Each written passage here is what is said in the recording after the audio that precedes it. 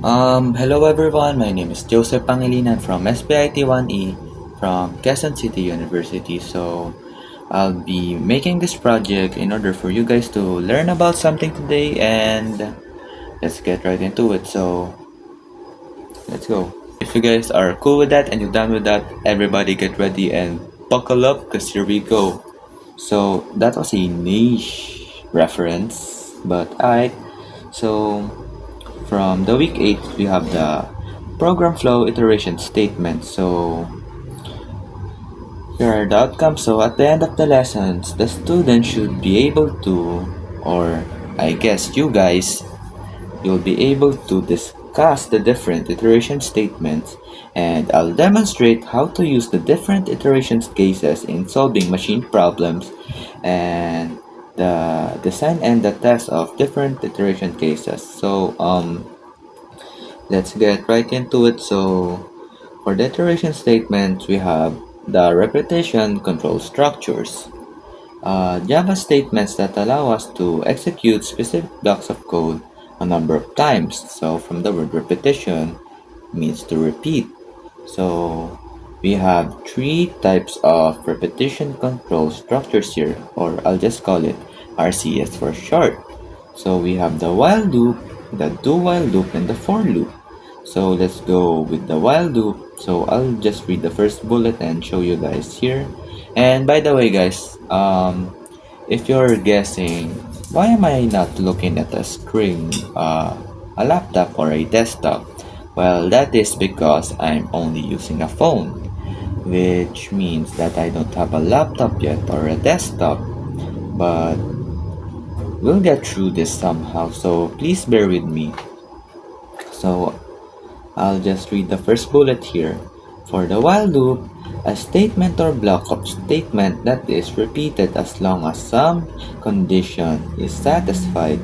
So let's take a look at their example. So integer x is equal to 0 while x is less than 10, it will print out x. So as you can see here from the I cannot zoom in, so I hope you can see this. So x plus plus, it means an post incrementation, which means that every time the x increments itself or adds itself by 1.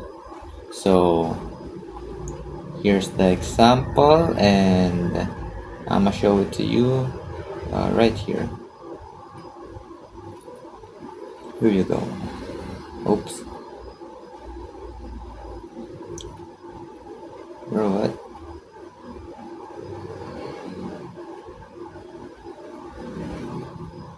Here we go. I'll just cut it out. So here's the example of it. So do loop. So integer x, I change it to 1. So let's run it. And oops, my bad guys, my bad.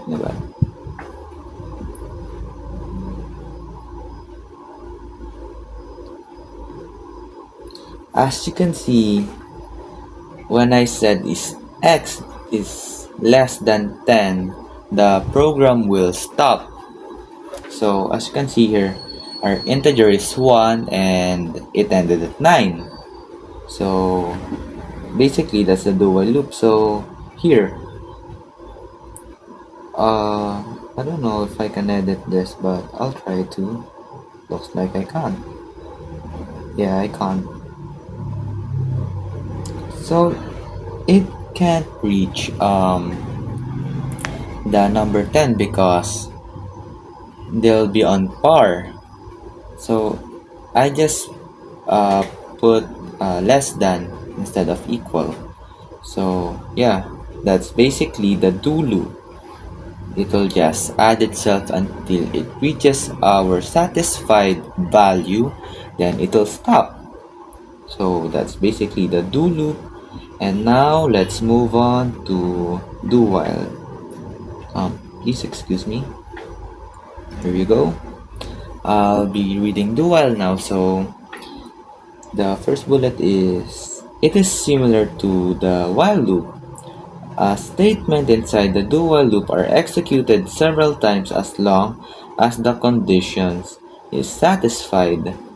So let's take a look at the example and let's check it out in JS Droid. So here's the example and let's go here. Oops, please excuse me again. Here you go. I don't know if I can edit this, but I made this code. I based it up from the examples given to us. So yeah, here let's run it. It's just basically like a while loop. It's pretty crazy to be honest, since I cannot distinguish the fact between those two, but it's self-explanatory since yeah, like what the presentation said, it'll keep on running until the condition is satisfied. So it'll loop and loop till it reaches a certain point, then it'll stop.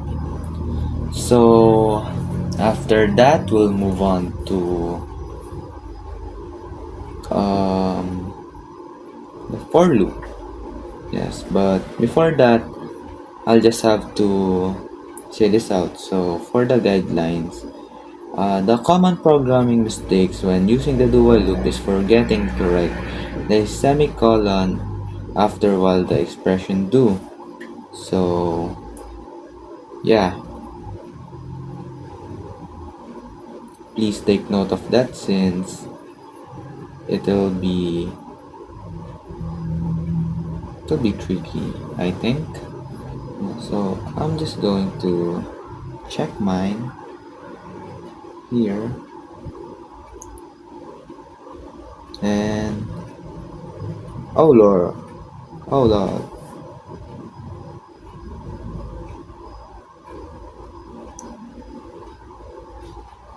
I think I'm just paranoid. Alright, here is the for loop and I'll be reading the bullets to you again. So for the for loop, it allows the execution of the same code a number of times. So for the example of it is this. Since I hope you guys can visualize it, but if not, I'll be showing the example here later. So here's it, and I'll be showing the example here. Oh, my bad, guys. Oh no.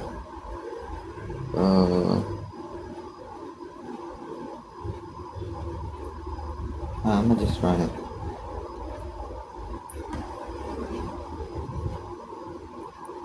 So there.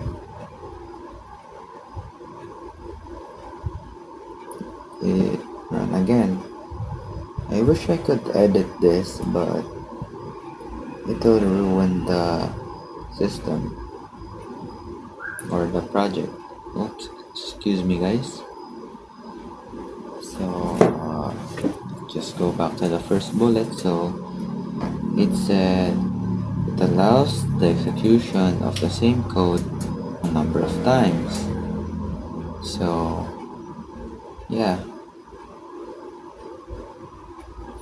I hope my example there is roughly the same as the one presented from the presentation, but feel free to criticize me for that since I'm I'm open to criticism since it will help me improve better. So we'll just move from the next topic, which is called the branching statement. So I'll just read it here. You guys can read along with me. So